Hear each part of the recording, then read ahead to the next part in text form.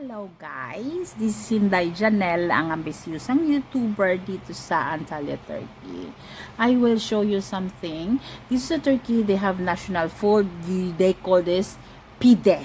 So I am going to go to the cheapest pide shop or pizza shop dito sa Antalya, Turkey, which cost about 10 lira. So about like 20 pesos in the Philippines in one pide. Pide is composed of flour na alsa and then grind beef at saka tomato paste.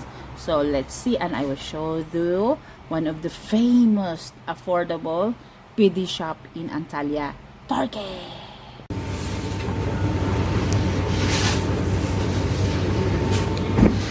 Dito sa Do Garage, merong pide dito na tag 10 lira lang, kaya punta kayo dito kasi mura na siya, masarap pa, dinudumog to lahat ng tao dito. So habang nagbi-video ako, itong matandang ito, balisa ito, sa kinukunan ko daw siya ng video. Sabi ko nga, pinopromote ko yung produkto ninyo. Sabi, hindi na kailangan i-promote kasi hindi na namin kaya ibigyan at ibigay ang lahat ng order ng mga tao. So dito grabe ang pila, haba-haba. Nung time ko kasi tanghali itong tapat, alas 11. So ang karamihan ng bumibili ito ay mga construction worker. Yun po ang kanilang kinakain sa tanghalian. So napakasarap talaga siya. As in talaga, recommended ko ito. Ang tatay ni Asya at ang lolo niya ay kumakain dito for 50 years na.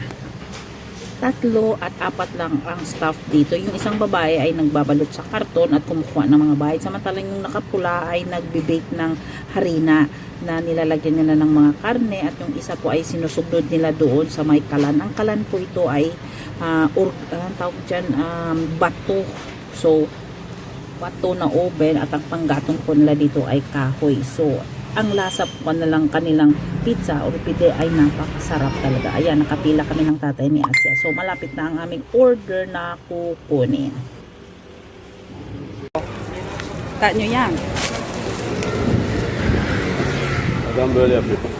Yung pide tag 10 lira. Saan ka makakita ng pide ngayon na tag 10 lira lang isa, equivalent 20 pesos?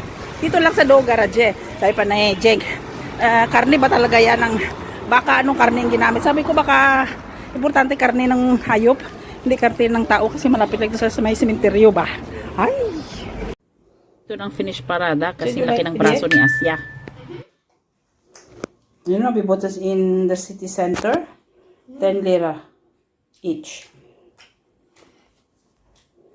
Hope you like this video and hope you learn something in some of the Turkish culture, tradition, and food in this country where I'm living for about 12 years. Don't forget po, sa mga hindi pa po nakasubscribe, pwede po kayo mag-subscribe sa ating channel sa YouTube, Inday ng Turkey po, sa Instagram, Inday ng Turkey din po, at sa ating Facebook account na Dombili Tatle Bonded.